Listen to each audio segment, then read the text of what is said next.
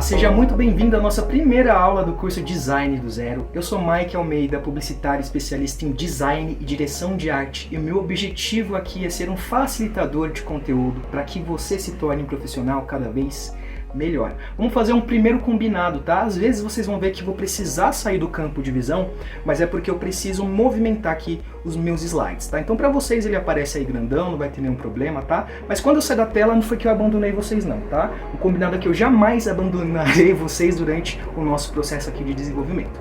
Combinado? Então assim, a nossa segunda tela ela vai falar um pouquinho sobre as minhas experiências, né? Um pouquinho sobre a minha biografia. Eu vou deixar 2 segundinhos, se você tiver interesse, você pausa o vídeo e aí continua depois, tá? Então a gente vai contar 2 segundinhos. Então vamos lá. 1, 2, foi!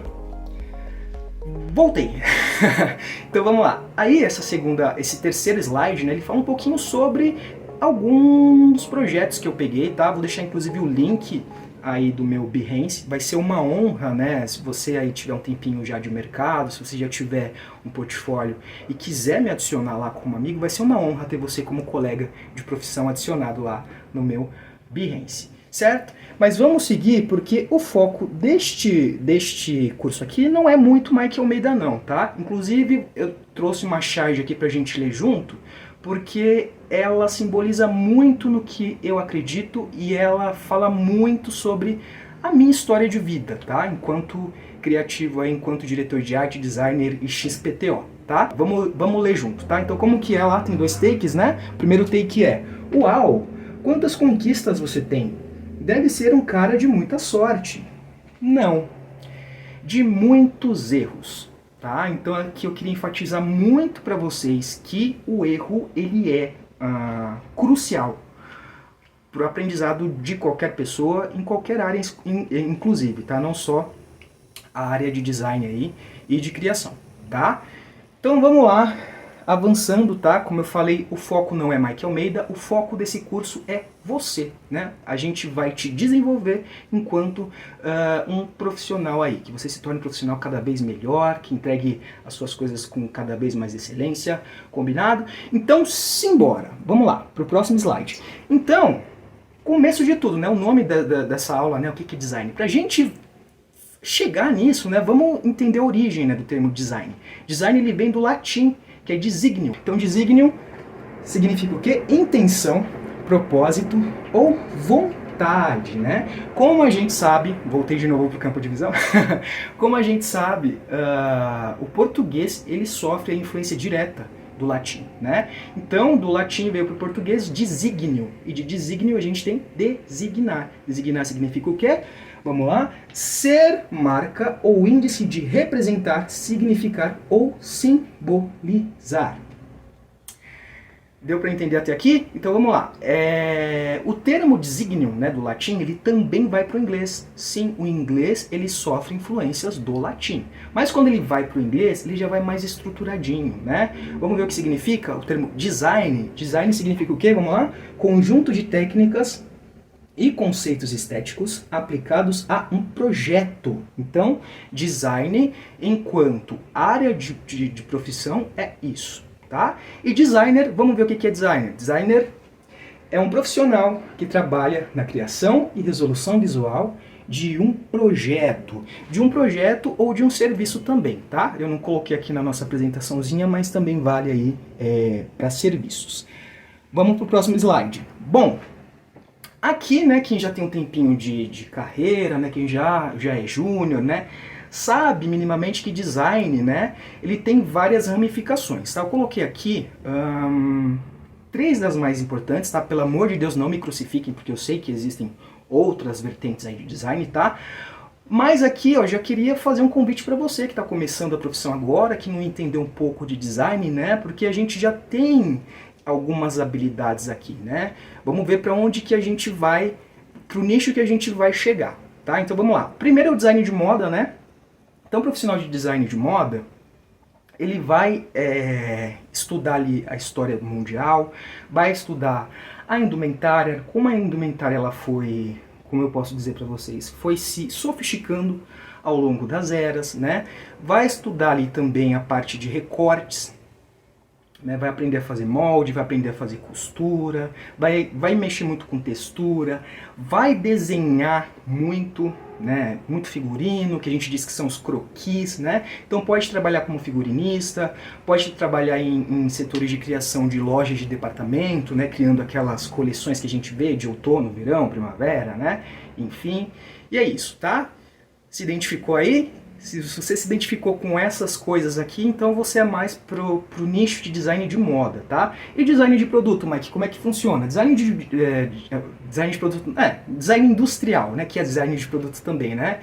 Ele tá focado no desenvolvimento de produtos para a indústria, né? Então é um profissional que vai trabalhar com desenho técnico, né? Vai trabalhar muito com geometria, vai ter que trabalhar ali, vai ter que aprender a lidar com materiais, tá? Com matéria-prima, então tecnologias de madeira, de argila, vai ter que mexer com vidro, vai fazer também ali concreto, mexer com plástico, tipos de plástico, né?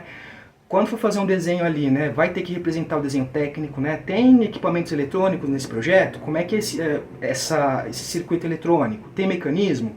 Como é que é esse mecanismo? Né? Então ele vai trabalhar juntinho ali com o engenheiro, ou engenheiro de produção, engenheiro técnico ali, para entregar um produto com excelência, para que quando esse produto chegue ali na fábrica, ele seja fabricado em grande escala, tá? Vamos lá, e design gráfico, né, que é o nosso curso aqui, tá? Que é o que a gente vai trabalhar bastante aqui, né? Então o que o design gráfico vai fazer, né? Ele vai mexer com soluções visuais, sejam elas impressas, sejam elas digitais, ou sejam elas físicas, né? Então pode trabalhar com letreiro, pode trabalhar junto com o arquiteto, né? Criando o que a gente diz que são ativações de marca, né? Não sei se vocês já foram em shopping e às vezes você vê lá que tem um sapato gigantesco. Aquele sapato gigantesco, geralmente, ele foi pensado por uma equipe de designers e por uma equipe de arquitetos, tá? Então é isso. Deu para entender aí? Deu para se achar? Putz, eu sou mais de moda, eu sou mais industrial, eu sou mais gráfico, né?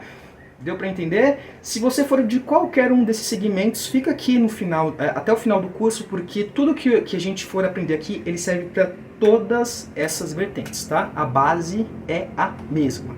Então vamos lá para o nosso próximo slide, tá? Então a gente vai falar de design gráfico, tá? Enquanto design gráfico, a gente vai usar algumas ferramentas, certo?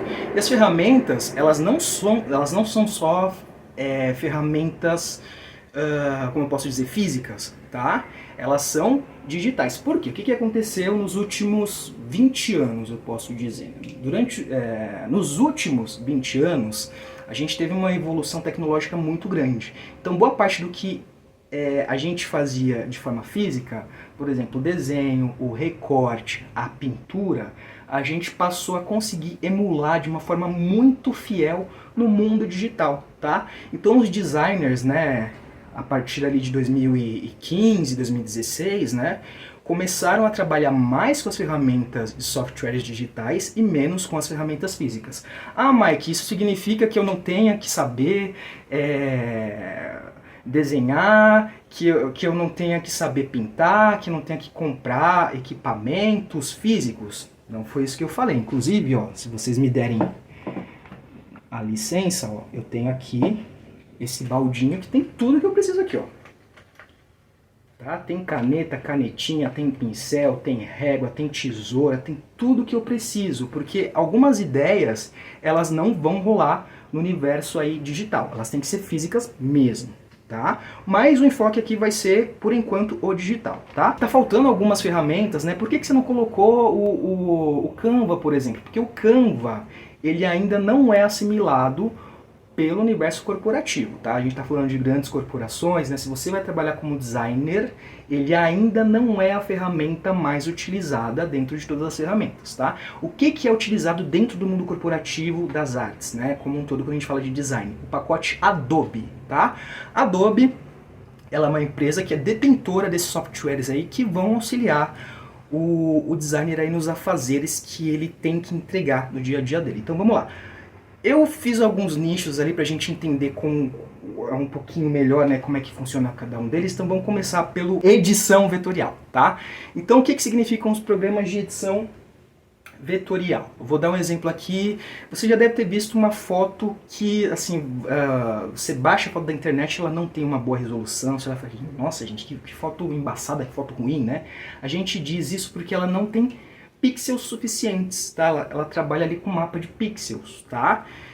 E aí é um grande problema, porque se a gente cria um logo, por exemplo, com um programa de pixels, se a gente pede para uma gráfica, por exemplo, para envelopar um prédio com esse sistema de pixels, vai ficar borrado, né? A gente vai explicar, vou explicar para vocês lá mais para frente, né, o que é pixel, o que é vetorial, mas assim, de uma forma bem rasa, seria isso, tá? E o vetor, ele não trabalha com pixel, né? Ele é liso. Isso significa que eu posso mandar imprimir uma arte do tamanho do estádio do Maracanã, porque ela não vai sofrer nenhum tipo de... ela não vai ficar sem resolução, tá?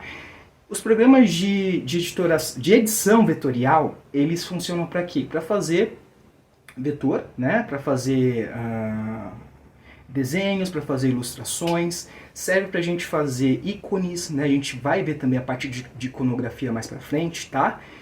E aí a gente tem o CorelDRAW, né? Qual que é a diferença do Illustrator para o CorelDRAW? Os dois têm a mesma base, eles são a mesma ferramenta, só que o CorelDRAW, ele surgiu um pouquinho antes, né? Então talvez vocês trabalhem com uma galera de mercado, né? Uma galera que já tem, sei lá, seus 20 anos de mercado, seus 30 anos de mercado, que é uma galera que, assim, começou pelo CorelDRAW, né? Os cursos, né, de design, quando começou essa coisa do digital, era o CorelDRAW na terra, Deus no céu, CorelDRAW na terra, certo? Depois veio o Adobe foi crescendo, foi estruturando o pacote Adobe, e aí o CorelDRAW saiu um pouco ali de circulação, a gente pode dizer assim, tá?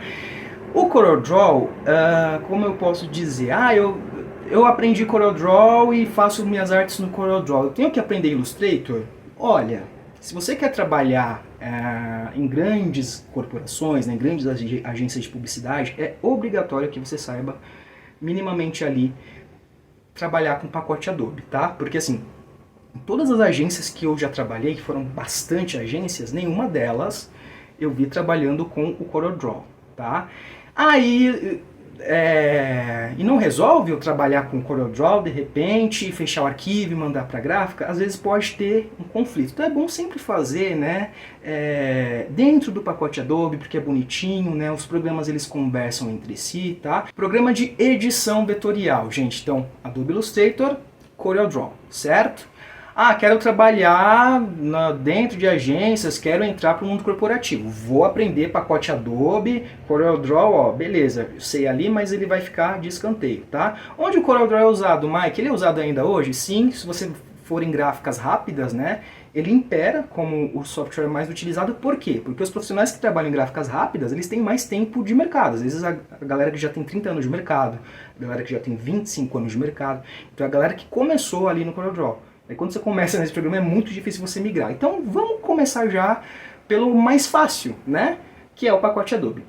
Então a gente viu aí um pouquinho de edição vetorial, agora vamos falar sobre editoração, tá? Editoração, já disse, vai fazer tudo que envolva questões editoriais. Seja revista, seja um convite de festa, seja um catálogo, seja um manual de identidade visual, seja um manual de instrução, tudo que envolva muita massa de texto, livros também, né? Tudo que envolva muita massa de texto, você vai fazer no InDesign. Por quê? Porque ele tem ferramentas ali que vão facilitar muito o seu trabalho, tá? Mike, como assim? Vou dar um exemplo muito clássico. Inclusive, eu vou dar um exemplo que aconteceu comigo. Eu tinha uma revista para entregar e a revista tinha 90 páginas, tá? Imagina você numerar página por página. Assim, eu precisava entregar em 2 dias, tá? 90 páginas, cada uma diferente, cada uma com suas particularidades ali. E imagina, colocar a numeração em uma, em duas, seria impossível. Então, dentro do InDesign, você tem uma ferramenta lá que você consegue fazer automaticamente a numeração das páginas. Putz, errei, sei lá, alguma coisa, errei a ordem das páginas. Nossa, vou ter que começar do zero a numeração? Não.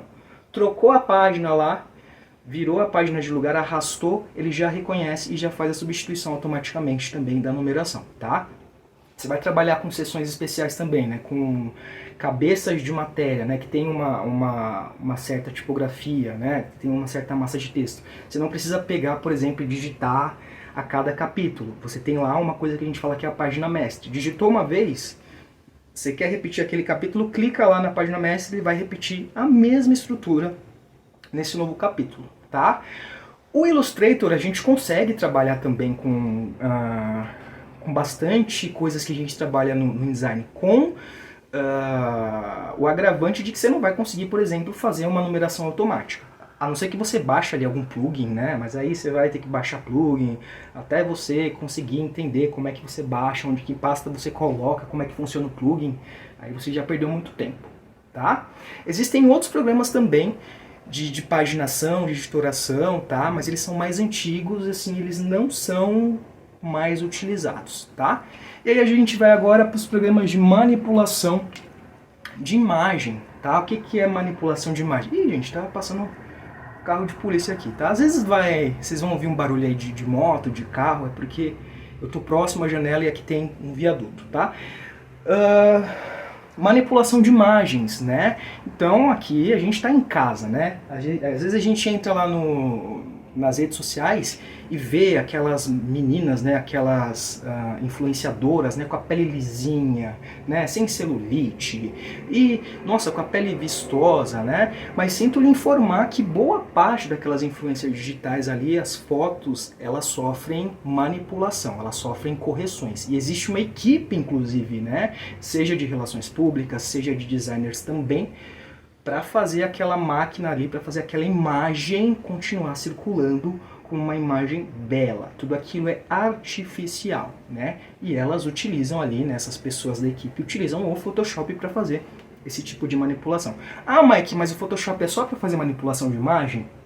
Não necessariamente, tá? Ali é um programa para você adicionar efeitos, fazer criações. Ele tem, você pode com o Photoshop, você tem possibilidades infinitas, não só de imagem, tá? Você pode, por exemplo, aplicar um efeito legal num texto. A gente vai trabalhar no módulo 2 bastante com Photoshop, tá? Mas assim, eu não quero que vocês guardem na cabeça que Photoshop ele é só para foto, porque não é, tá?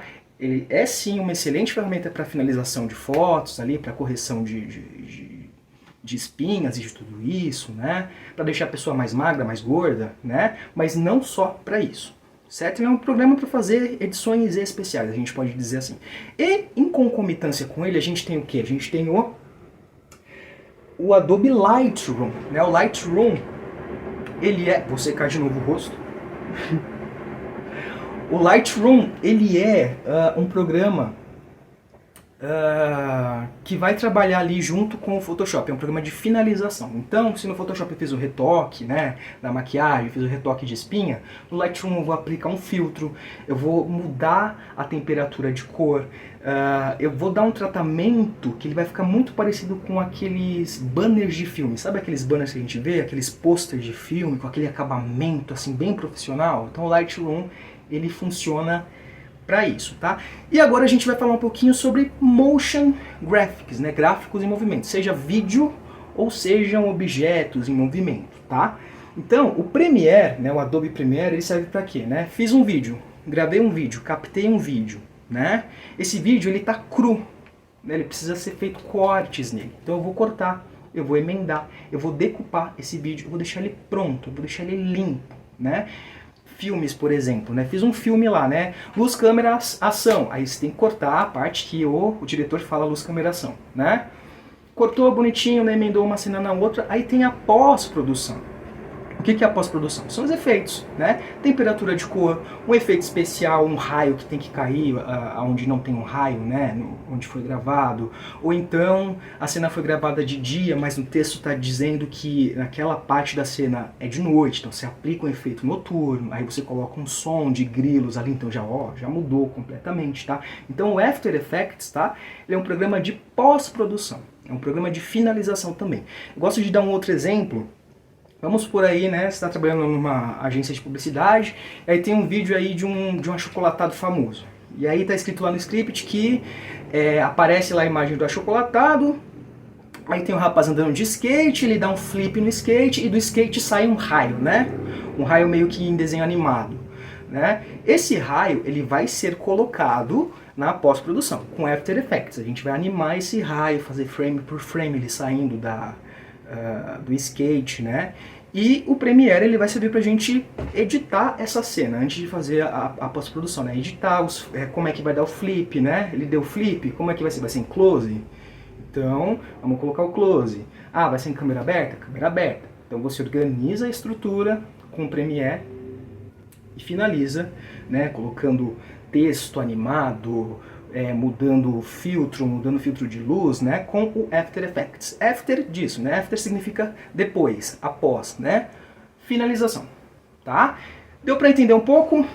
Vamos recapitular. Edição vetorial, Adobe Illustrator, CorelDRAW, editoração e InDesign, tá?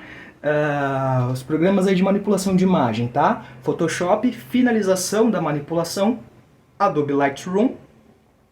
Motion Graphics aí a gente tem Premiere, que vai fazer lá a decupagem, a edição, os cortes, e o After Effects para fazer a pós, né? A finalização, a pós-produção, tá? Vamos lá. E aí tem as vertentes aí de design, né? Onde é que o designer pode trabalhar, né? Quais são os campos de trabalho? Lá vou eu sair do campo de visão de vocês de novo, tá? Que preciso chegar um pouquinho mais próximo aqui da tela de exibição. Então vamos lá. Agências de comunicação, né? Ou agências de publicidade, que foi o meu caso, já trabalhei em grandes agências, pequenas agências, médias agências, né? Departamento de marketing, toda empresa precisa de um departamento de marketing, gente. Por quê? Né? Criei uma empresa, o mundo precisa saber que essa empresa existe. Como é que eu vou fazer para que as pessoas saibam que essa empresa existe? Com várias estratégias. É uma campanha que eu vou fazer na TV? Ok. É uma campanha de social media que eu vou fazer? É um cartaz que eu preciso fazer? É um panfleto que eu vou entregar? Como é que eu vou fazer isso? Então o marketing vai pensar isso, o departamento de marketing, e aí vai ter que ter a pessoa que vai botar a mão na massa nisso aí. Ah, eu preciso de um banner. Quem é que vai fazer o banner? Vai ser o presidente da empresa? Não, vai ser o designer, né? Ah, eu preciso fazer, sei lá, uma apresentação corporativa porque eu estou fazendo uma reunião, né, de acionistas ali. Preciso mostrar para esses acionistas que a minha empresa é boa. Quem é que vai fazer essa apresentação, frame a frame? O designer gráfico, tá? E por aí vai. Não vamos nos estender tanto aqui não. Estúdios de design, gente. Então, estúdios aí que vão trabalhar com a criação de produtos, com a criação de serviços, né, que podem trabalhar com a criação de novas tipografias, né. Existem estúdios que só trabalham com a parte de cartazes, né, vou fazer cartaz para evento, tem estúdio que só vai trabalhar com design de mobiliário, tem estúdio que vai trabalhar só com design de identidade visual, né. Cada estúdio tem aí a sua particularidade, tá? Emissoras de TV e produtoras de vídeo. Já trabalhei numa emissora de TV, né? Já trabalhei na CNN Brasil, foi um período incrível, né? Eu fazia identidade visual de alguns programas, fazia parte de infografia que ia para o site, fazia parte de social media também. Foi um período de bastante efervescência, tá? E produtoras de vídeo, né? Porque assim, agências de publicidade, elas não vão fazer, elas vão criar a ideia, o conceito daquela campanha. Mas poucas são as agências de publicidade que vão gravar efetivamente a campanha. Então elas contratam um estúdio que vai lá, que contrata os atores, as atrizes, né, que vai dirigir, e aí faz todo o registro, né? Aquele registro é decupado. Lá, lembra Premiere, no Premiere, tudo bonitinho, né?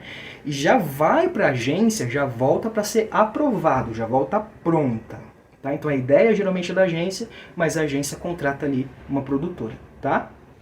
E aí a gente tem o que? A gente tem editoras, né? E a galera que gosta de fazer aí a galera que gosta de fazer quadrinhos, né? A galera que gosta de revista, que gosta de trabalhar com livro, que gosta de trabalhar com textos longos, né? A editora aí tem um lugar especial para vocês, tá? Aí a gente tem o que? Você pode trabalhar também em gráficas, né? Gráfica rápida, né? Você pode trabalhar ali mexendo com as máquinas, né? Ou você pode trabalhar no setor de criação, né, da gráfica. Então chega um cliente, olha, eu preciso de uma peça X, uma campanha política, né? Não vai ser o cara que tá mexendo nas máquinas ali que vai criar isso. Geralmente precisa de um designer especialista ali para criar e para conceituar, para fazer tudo bonitinho, né, para entregar com excelência ali para aquele cliente, tá? E a gente tem também o autônomo. O que é o autônomo, né? Olha, eu não me identifico muito com o mundo corporativo, não gosto muito dessa coisa, talvez eu ache engessado, vou trabalhar por conta própria. Sei lá, eu vou chamar a Mariazinha ali, a Mariazinha tem uma quitanda, vem cá Mariazinha, como é que tá, né, a comunicação da sua quitanda, como é que tá as sacolas, tem a sua marca essas sacolas?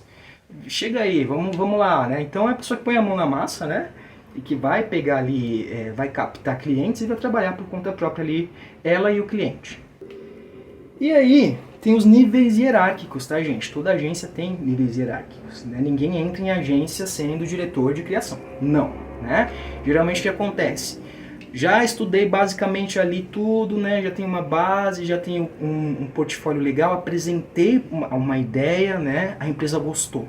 Só que ela viu que assim, eu não tenho tempo de mercado, só tenho ideias legais. Então, você vai estagiar, você vai passar um tempo aprendendo, né, como funciona aquele espaço corporativo, você vai receber uma remuneração para aquilo ali, tá? Você vai receber um dinheirinho, que não é muita coisa, geralmente vai durar ali 1 ano, às vezes eles te contratam, ou às vezes você vai para um outro lugar já como assistente, tá? Então assistente já é a pessoa que já aprendeu os processos, né, mas precisa ali ser supervisionada ainda. Então geralmente ela vai ajudar, né, o diretor de arte pleno, né, o designer pleno, o sênior diretor de criação, a pesquisar a imagem, a fazer recorte, a conceituar, a criar o conceito, né, a, sei lá, organizar, né, as campanhas em pastas, né, então ela está ali para ajudar os outros profissionais. E isso não é nenhum demérito, viu, porque quem ajuda, eu já fui assistente, tá, gente, quem ajuda fica, nossa, então é assim que funciona? Então a relação é assim. Então funciona assim. Então tem que fazer isso. Então tem a pasta XYZ. Não pode ser de qualquer jeito, né? Então é muito importante passar por esse processo, porque você amadurece muito enquanto profissional, tá? Depois vem o júnior, né? Nível júnior é aquela pessoa que tá ali, que é intermediária, tá? Ela não precisa tanto de ser assessorada, né? Ela vai ter uma certa autonomia, mas ela ainda comete algumas gafes, alguns erros, e faz parte do processo, tá? Então, geralmente, quando você é contratado como júnior, já se espera essa postura, esse comportamento. A gente já sabe que em algum momento ele vai ter algum tipo de deslize, tá? Aí tem o pleno, né? O pleno é aquela pessoa que, né, já estabilizou ali, já sabe entregar, entrega com maestria, né, as coisas, né, não precisa ser assistido por ninguém, né, vai ter os erros ali, mas quem é que não erra, né, e vai entregar com um pouco mais de rapidez, né, em comparação com o júnior. E aí a gente tem o sênior, né, o que é o sênior? O sênior é aquela pessoa que já tem bastante tempo de mercado, né, já tem 10 anos de mercado, já tem 11 anos de mercado, já criou casca, né, e geralmente o sênior é o que ajuda todos os outros. Ele vai ajudar o júnior, ele vai ajudar o assistente, vai ajudar o estagiário, vai pedir ajuda também, né, porque ele não é de ferro, né, e é assim que funciona. E aí a gente tem um diretor de criação, que é a pessoa, né, que já passou por todas essas etapas, né, que já tem uma bagagem legal, já tem uma bagagem cultural bastante interessante, né? Então ele consegue ali resolver qualquer pepino, ele consegue apagar qualquer incêndio, mas não é porque ele nasceu assim, é porque ele passou por todas essas etapas. E ele consegue ali gerir com mais exatidão do que qualquer outra pessoa, tá? Então não queira... Você quer ser diretor de criação? Beleza, mas não queira entrar numa agência já querendo ser diretor de criação se você não passou por todos os processos, tá? Eu passei por todos eles, né? Errei bastante, mas eles me trouxeram até aqui, a filosofia do erro, tá? Vamos lá. E aí, eu queria dizer pra você, né, que ficou um pouco chateado. Putz, tem todas essas etapas. Olha, nossa, eu achei que era mais fácil. Eu também, né? Quando me falaram, eu falei, eu não quero mais. Não sei se eu quero, né? Mas aí eu tive esse lampejo, né? Eu imaginei, putz, eu me dedicando ou não dedicando, o tempo vai passar de qualquer jeito. Se eu não começar agora, Daqui a 3 anos eu vou olhar para trás e falar, putz, se eu tivesse começado lá, eu já tinha 3 anos de experiência. Tá? Então a frase é, o tempo vai passar de qualquer maneira. Então aproveita esse tempo, né, para você estudar, para você se tornar um profissional cada vez melhor. Tá? Ó, acabou a nossa aula, né? Aqui falando, já é o fim da nossa aula. Acabou. Vou deixar aqui, né, na tela, você já deve ter visto, o nosso Pix colaborativo. Se você acha que esse conteúdo, né, ele está contribuindo para que você se torne um profissional melhor, né, e que esse conteúdo, se você acha que ele precisa chegar para mais pessoas, contribua com o valor que você achar aí mais interessante para você, tá? Mas só se você quiser, tá? Vou pedir para você também comentar muito esse vídeo, porque ele aumenta o nosso engajamento, tá? Dá muito like também, você pode dar dislike também, falar, você não tem oratória, você não sabe dar aula, você é um merda. Espero que não, tá? Espero que vocês sejam bonzinhos comigo, tá? E na próxima aula a gente vai falar sobre os gurus, tá? Que são, a gente pode dizer também que são os coachings, tá? Aquelas pessoas que vendem mundos e fundos e que no fim, no frigir dos ovos, elas são completamente rasas. Então, fuja dos gurus, tá? Que a gente vai ver na nossa aula número 2. Então, eu vou ficando por aqui. Até a nossa próxima aula. Meu muito obrigado e até lá. Tchau!